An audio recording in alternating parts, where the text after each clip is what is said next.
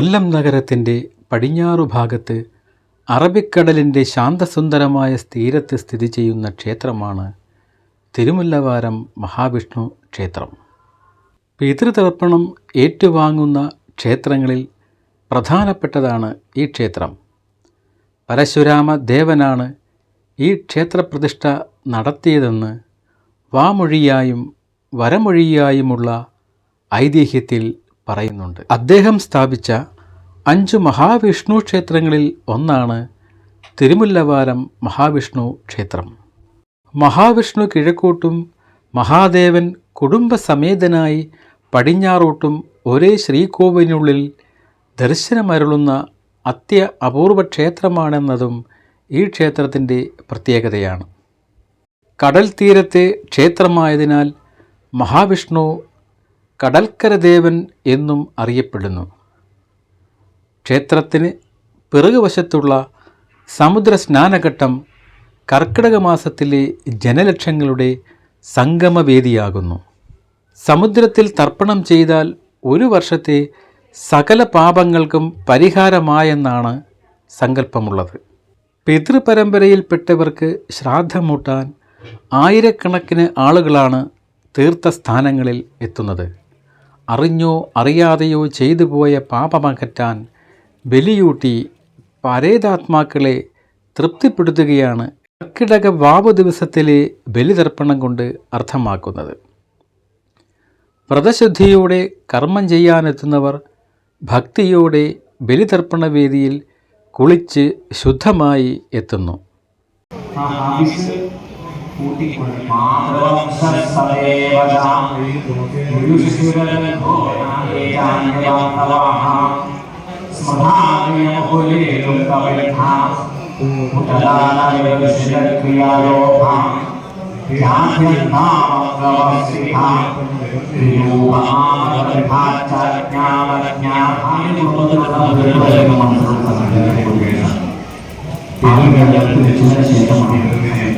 ബലിതർപ്പണ വേദിയിലെ ആചാര്യൻ്റെ നിർദ്ദേശമനുസരിച്ച് കർമ്മങ്ങൾ ചെയ്യുന്നു.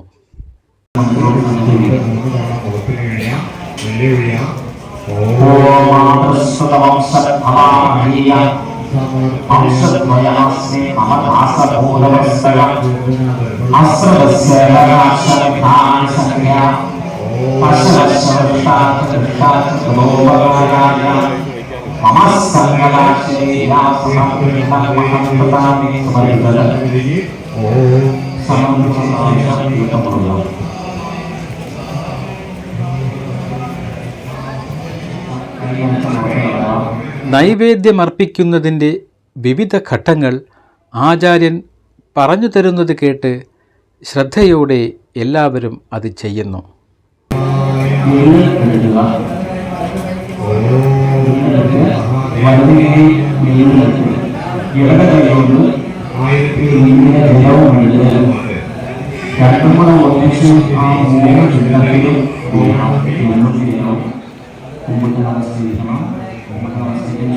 ആചാര്യൻ ചൊല്ലുന്നത് ഏറ്റു ചൊല്ലേണ്ടതാണെങ്കിൽ അപ്രകാരം ചെയ്യണം.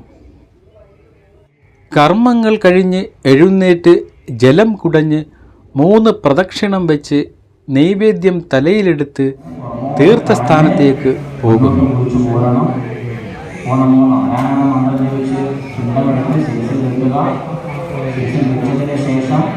കടലിൽ ചെന്ന് പ്രമോട്ടർ കളഞ്ഞ് മുന്നോട്ട് കുഴിച്ചു പോകുന്ന സമർപ്പിക്കാറുണ്ട്. എല്ലാവരും ഭക്ഷണം സമർപ്പിക്കുന്നതാണ്. ആ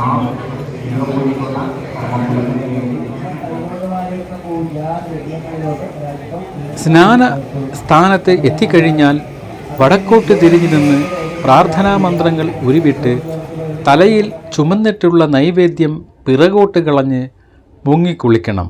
അതും 3 പ്രാവശ്യം മുങ്ങണം.